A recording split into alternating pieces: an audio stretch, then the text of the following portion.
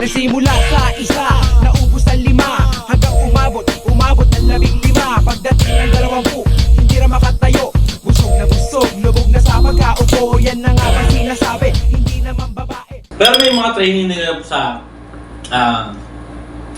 conflict o stress management. Kasi siyempre puro problema yung ilalatag sa'yo. Kung may problema ka sa bahay, harapin mo, mumurahin ka agad. Ganun talaga. Kasi para siyang exam ng LTAP eh, pag kukuha ka ng baril. Puro psychological. Psychological. Anong gagawin mo kung may naririnig ka na boses, may narinig ka bang boses, parang tatanungin ka kung okay. So more on examination. May mga, Exam, yung pag-test nila. O hindi sa interview na alamin nila. Pero yung exam na gano'n, wala naman.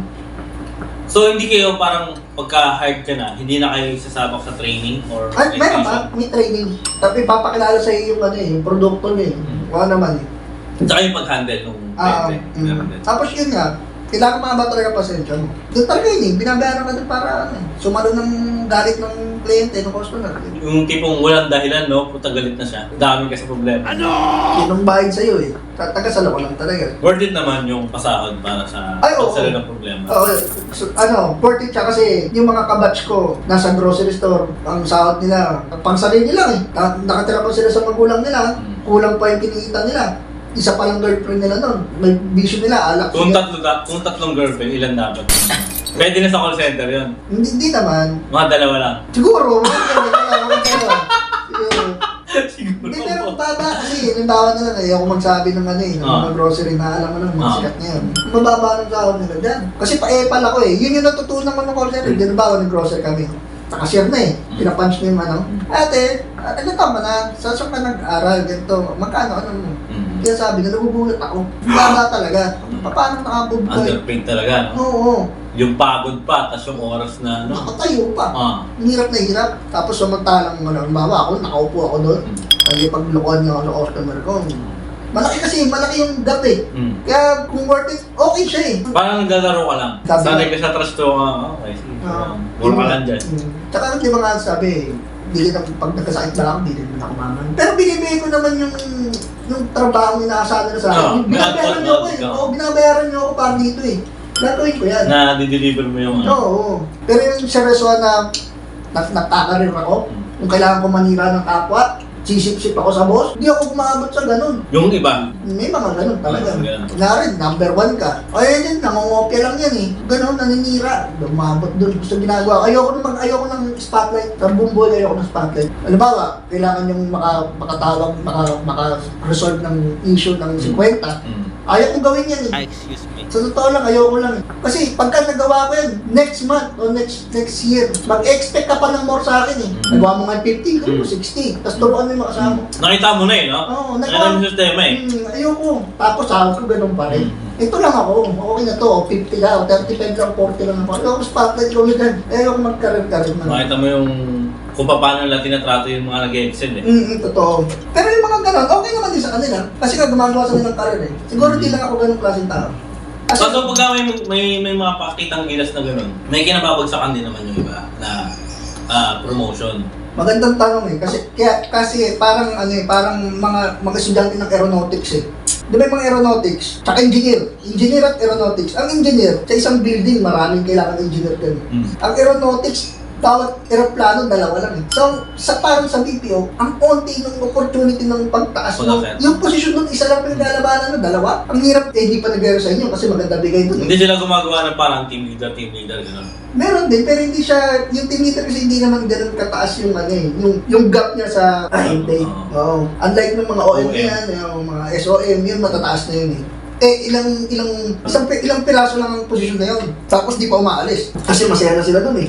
Yung hirap ng gumawa ng karir, tanong mo, doon na nga papasok yung mga zip-zip, yung ibang babae ng mga dating.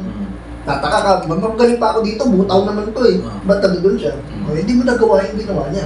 Iba yung trinabaho niya. Sa may meeting room, hindi mo alam pero meeting ano yun. Pero hindi lahat ha. Ngayon. Hindi na naninira.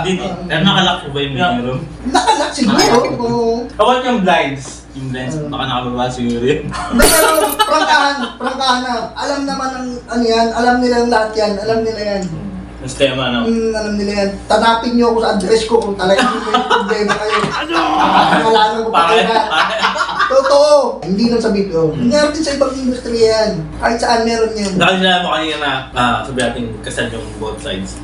Pero pagdating doon sa same building nila, magjowa sila. Kilala silang magjowa. Oo, Pero pamilyado parehas yun. Oo, okay. Magjowa yung turingan nila doon. Tapos yung tao sa kanila, magjowa din. Pero sa totoo, paglabas nila ng opisina, kanya-kanyang buhay yun. Kanya-kanyang pamilya. Kasama kasi sa kontrata yun, kailangan iba pa yung pamilya mo sa trabaho eh. Iba yung pamilya mo sa bahay. Pag kayo wala yun. Grabe. Pero ganyan Double lang. life. Totoo. Eh kung nasusustentuhan mo naman nila parehas eh, masaya naman sila. Saka hindi pa nahuli. Hindi pa nahuli. No? Ewan ko lang kung nahuhuli. Pero meron akong kasama, nahuli na. Parang normal na lang. Idaan ng itlog, walang aamin talaga eh. Then saka iba naman din, parang inaalaw na lang din nila eh. Hindi ba naman yun okay. Hinahayaan na lang din nila. Kasi nga, ang priority nila basta makapagtrabaho, pabili mo yung trabaho mo. Bahala ka din magkabit-kabit ng ganyan. Huwag na kayo magkakanaan dun sa trabaho yun. Sa pantry. Pero yung hindi, sa guard na doon, pahinga ng guard. Kaya pala dinampot eh. Teritoryo nila yung Meron pa pala, totoo. Ano yun? Holiday yun, kaunti ng ahente, kaunti namin. Kasi kaliwat kanan yun eh, basta may hallway, kaliwat kanan. Sa kaliwa kami, sa kanan. May dalawang guardia nakatayo, tapos merong yung do not pass na Parang authorized, lang. Oo, parang gano'n. Pwede babagbakan pa rin guard tsaka yung agent. So, mag-shouta. Totoo. Kilala pa namin, kasi kilala namin yung babae. Tayo na yun. Pinanood nyo? Hindi, sa kabila kami.